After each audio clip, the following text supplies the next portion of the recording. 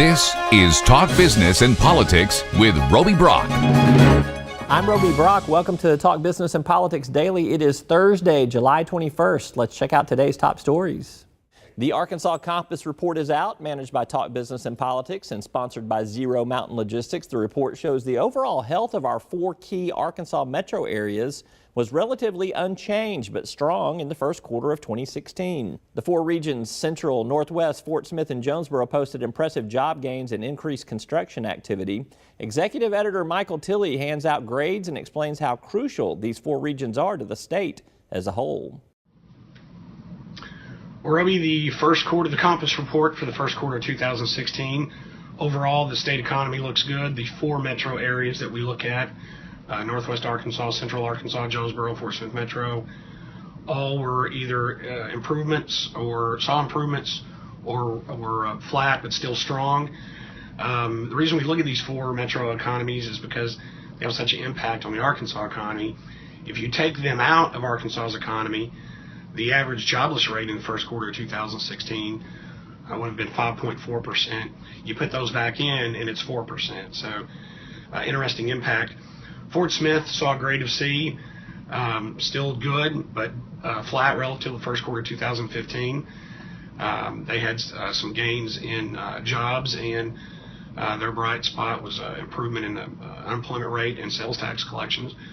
Northwest Arkansas, no surprise there, B+. They're still growing. They added 11,000 jobs quarter to quarter. Central Arkansas, C+. That's a good move. What we're seeing in Central Arkansas are consistent job gains and consistent gains in sales tax revenue. Jonesboro Metro, it's the first quarter that we brought the Jonesboro Metro into the overall Compass Report. They got B+. That's a great grade. They added 2,300 jobs in the quarter. That was up 4.3%, and their building permit values were up 52%. So seeing good growth there in the Northeast Arkansas economy. Walmart earning accolades from watchdog groups for its disclosure efforts with suppliers. Walmart disclosed 8 toxic substances that in 2013 it asked suppliers to eliminate from the products it buys and then sells in its stores. Since that time, Walmart said 95% of the high-profile chemicals have been removed from consumer products. Groups advocating for chemical bans in certain consumer products said this was the first time the chemical names have been released. More on the story at talkbusiness.net. Finally, 3 banks reporting earnings in the last 24 hours. Simmons Bank reporting net income of nearly $23 million. That's up 14% from a year ago. Home Bank shares with a record quarterly profit of $43.5 million, up 28%. And Bear State Bank reported quarterly earnings of $4.5 million, an 80% improvement from 1 year ago. More on all 3 of these stories at talkbusiness.net. And those are your top stories of the day. You can check out a full read on those articles and much more at our website at talkbusiness.net. A word from our sponsors, and we'll sit down with Matt Troop, CEO of Conway Regional Health System. There's a lot happening in the healthcare arena. We'll get Matt's take on developments. And later, Alex Eisenstadt from Politico is expected to join us for an update on this final night of Convention Theater in Cleveland. We're back after this. First Security is here. Only here. So that means we're here, here, and here. Even here. And definitely here. Because here is where we want to be for you. First Security Bank, only in Arkansas. Arkansas's most abundant natural resource provides the core asset for Deltic Timber Corporation. In addition to the sustainable yield stewardship of its well-stocked timberlands, Deltic adds value by integrating its efficient wood products manufacturing facilities, as well as through planned development of commercial and residential real estate. Deltic Timber Corporation, creating value for a growing Arkansas.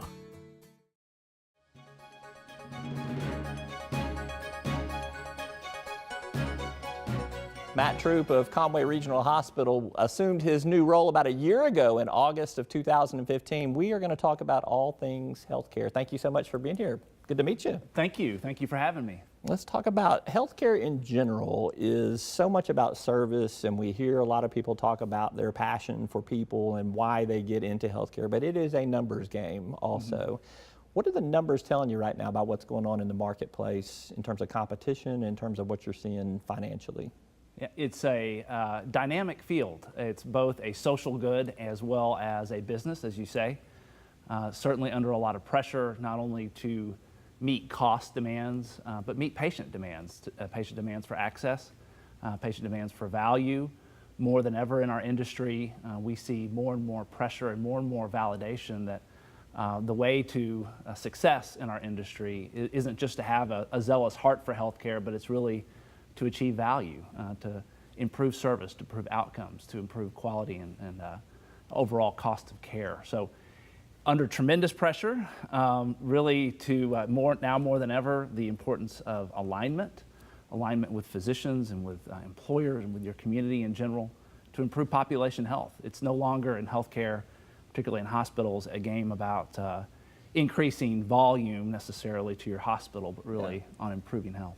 And so we have seen, obviously, the healthcare industry for several years has been in tumultuous turmoil and change with the Affordable Care Act and all of the different tentacles coming in that respect. There's no doubt that the Affordable Care Act has improved access to healthcare. We see more people utilizing services now. Hadn't necessarily worked as well on the affordability side of things. Is that your impression, your interpretation? Yes and no. I think it obviously depends upon your perspective. It's funny when you look at change in healthcare. I've said this now for 20 years. I've been in healthcare for 20 years, and every year I talk about the change in healthcare and how much it's changing and how tumultuous it is. So it's a repetitive theme, but this time it really is for real, and it's really driven by government change and government regulation. That Accountable Care Act that you mentioned is going to have tremendous impact, and already has had tremendous impact in our field.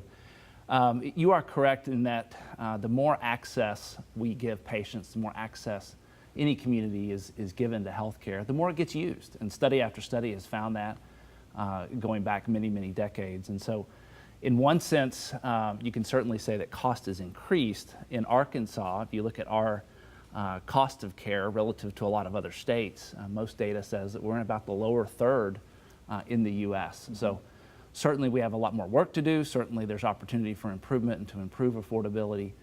But the Accountable Care Act, and particularly the private option, has allowed us to manage cost, I would say, far better than any other peer state in the country. Yeah, I want to get to the private option in Arkansas Works in a second, but one last question on the Affordable Care Act here. Is that what has been driving a lot of these collaborations where we see you guys align with another healthcare system or a larger alliance where you can stretch your purchasing power? Is that what is forcing that, or do you think that was going to happen inevitably just from regular market forces without the push?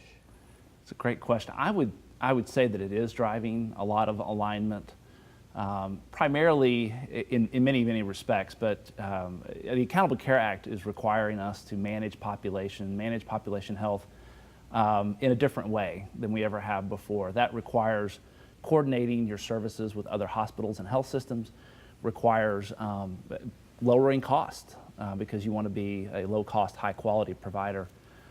To do that, systems have to come together to share data. We've got to share resources, share intellectual capital, and work together, and that forces collaboration. More and more, a small independent hospital isn't going to make it just on its own merits. It's going to have to partner and branch out to really improve health. You see more of that coming. You see more absolutely, consolidation and collaboration coming. Yeah, I think the continuing economic pressure is going to force hospitals to reassess their independence, those that are independent, and how tightly they want to align.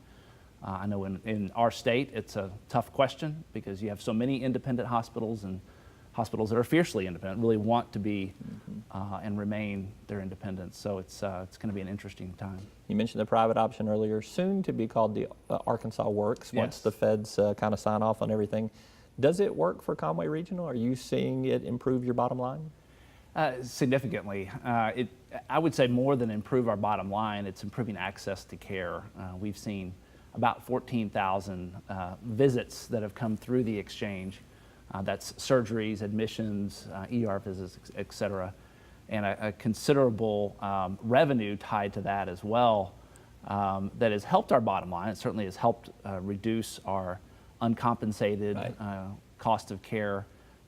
But the main selling point that I would say, it's not like our margin tripled or quadrupled in that period of time. It's really about access to care, and we're able to take care of patients that we've otherwise either didn't get care or delayed so long in their disease process that we were raising costs. Uncompensated care costs are still very high if you just look collectively at the hospital community in Arkansas. I think in a legislative hearing the other day, it was about 116 million still, but the number has come down, is what I guess I read into it. Is the level of uncompensated care still too high? I mean, it seems like it. $116 million is still a lot to be writing off. Yeah, it is. I would say so. And ultimately, what most consumers of healthcare and really what the community at large needs to realize is that cost of care just doesn't go away. That's borne by you and I, other people with health insurance. We pay more for the fact that uncompensated care is out there. So our ability to be competitive, our ability to reduce costs to patients and to other managed care plans is really a big part of that, is in that uncompensated care dollar amount. Last question for you. You're in a pretty competitive market there, Conway, and a growing market too. I mean, you got population growth in that area of the state too. What's give me the lay of the land. What's next up there in Conway for you guys? Well, we have a new neighbor coming to town, I guess in the next month or two, with Baptist Conway coming online. That's going to present some new challenges, some new opportunities for us. We've been aggressively trying to recruit physicians, align with physicians, and solidify our position. It's going to mean that we need to be more regional. We need to be a better partner with our physicians, and continue doing what we've always done for 78 years, which is provide great care, excellent care to our patients in our community. All right, Matt Troop, good to be with you, good to visit with you. Thank you. Yeah, hope to have some more conversations with you. All right, we'll do. All right. Matt Troop, he's the CEO of Conway Regional Health. When we come back, we'll return to Cleveland for a report from the GOP convention. Tonight is the big night as Republicans officially get trumped. Politico's Alex Eisenstadt is lined up to be with us right after this.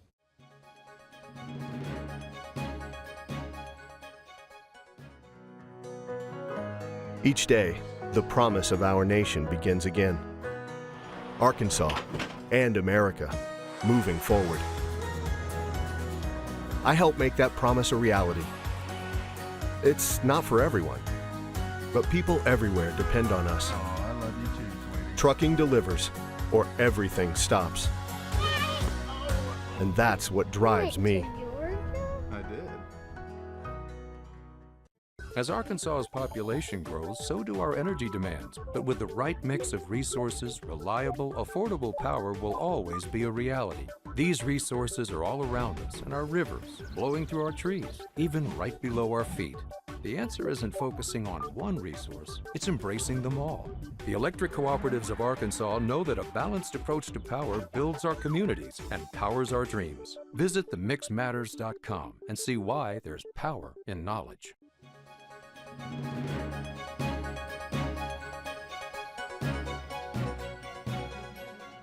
Tonight is the final night of the GOP convention in Cleveland. Donald Trump will take the stage to complete the coronation as the Republican presidential nominee.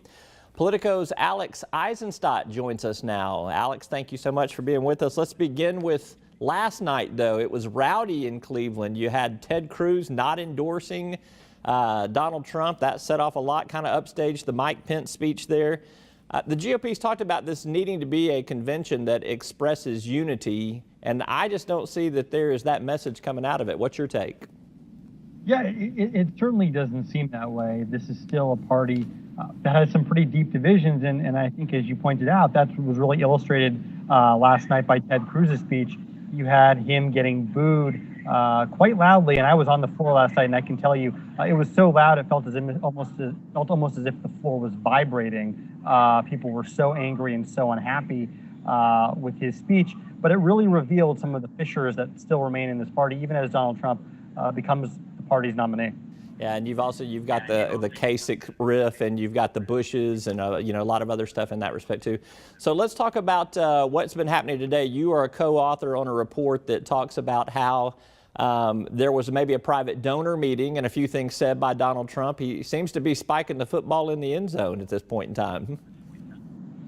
Look, it's pretty remarkable. Donald Trump now is just hours away from formally accepting his party's nomination, and yet he had a meeting with several hundred major Republican Party donors today, just up the street from the convention center. And rather than really uniting his party, what he did was pretty remarkable. He went after John Kasich, he went after Ted Cruz, he sort of nudged the Republican Party chairman Reince Priebus a little bit, and it's sort of an interesting approach from a guy who is still struggling to unite the party, from a guy who is going to become his party's leader tonight.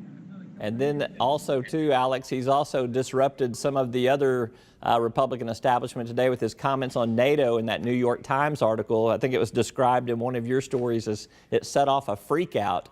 How freaky was the reaction to Donald Trump's NATO comments?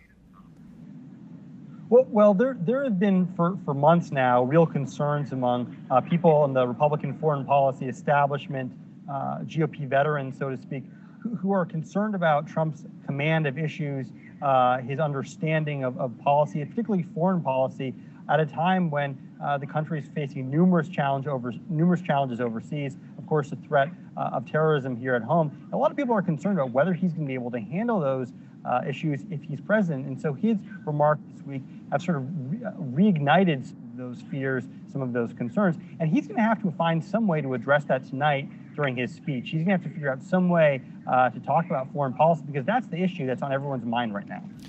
Well, I was going to ask you, my next question is, what do you expect from Donald Trump's speech tonight? Obviously, to address that national security concern, he's got to address, too, I think, just some of the economic messaging that he's been doing throughout this campaign. And then I think he's got to find a way to explain how the party is united now at the end of this convention. And I think that's a tough message to sell. He has to explain all of those things. He needs to sort of explain how he's going to prosecute his case against Hillary Clinton. She is someone who unites Republicans who, for all their concerns about Donald Trump, are united in their conviction that they don't like her. And he's got to find a way to humanize himself a little bit. That's something that is a theme that we've seen throughout this week. We had his kids come up to the stage. He's, of course, going to be introduced by his daughter, Ivanka. And they've tried to humanize him, and they realize that he has a problem. A lot of voters, a lot of people in the party, and much of the American electorate don't necessarily like him. And so he's got to figure out a way to sort of make himself appear a little bit more likable tonight. And I think as any Donald Trump speech would be, and this one is the biggest stage that he's been on so far, he is a showman's showman. We can expect a wow moment, a wow either disgusting, a wow interesting, or a wow I can't believe he said that, don't you think? No one knows what to expect out of tonight. We hear that he's going to use a teleprompter. He hasn't used a teleprompter in the past. This is going to be a fascinating speech to watch because no one really knows exactly what to expect. What is he going to say? What is he going to do? If he delivers a great speech, a lot of the concerns about what happened in the previous 3 nights of this convention could be erased because people, for the most part, remember the nominee's speech. But it's going to be fascinating to watch, and you could bet the ratings for the show tonight are going to be through the roof. Absolutely. All right, last question for you. Hillary Clinton is going to clearly try to upstage Donald Trump either later today or probably sometime tomorrow, but steal that messaging with her VP pick. Do you care to place a bet as to who you think it might be? There's been a lot of buzz for weeks around Tim Kaine. He's the senator from Virginia. There's also buzz around Cory Booker, senator of New Jersey. And there are a few other candidates in the mix. If you were to place bets on anyone, it would probably be someone like Tim Kaine. He's a safe choice. And she's, she is running a very safe, very cautious campaign, and he seems to fit that bill a little bit. All right, Alex Eisenstadt from Politico.com. Thank you for being with us. You can read his great work at Politico.com. We're back with a look inside the numbers right after this.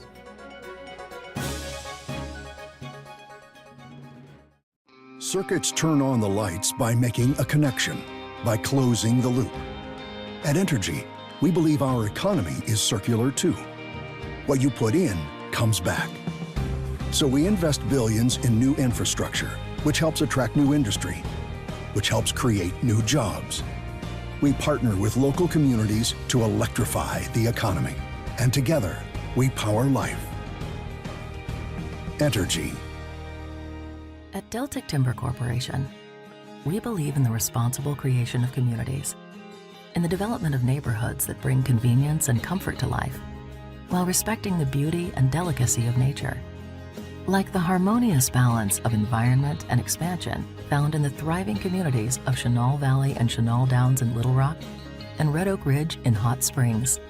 Because the best communities in the natural state are the ones that help keep it that way.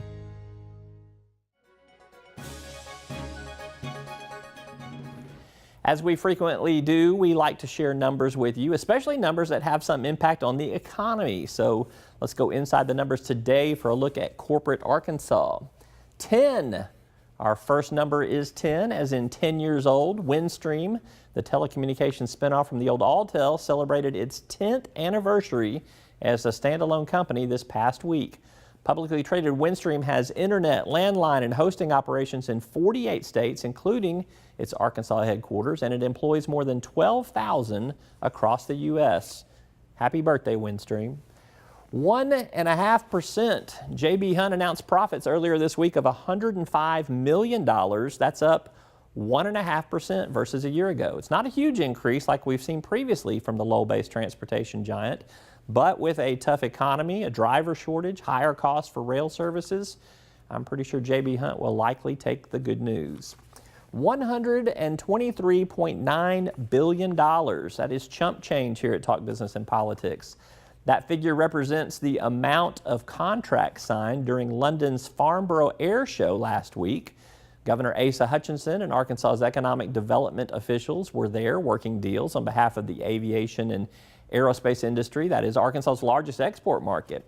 You may be familiar with the French airplane maker Dassault Falcon, which builds $50 million private jets at its Little Rock Completion Center. Now, these numbers are all in stories that we have reported on over the last week at talkbusiness.net, so be sure to check out the website for this and more. That's all for today's edition of Talk Business and Politics. Thanks so much for watching. I'm Roby Brock. Take care.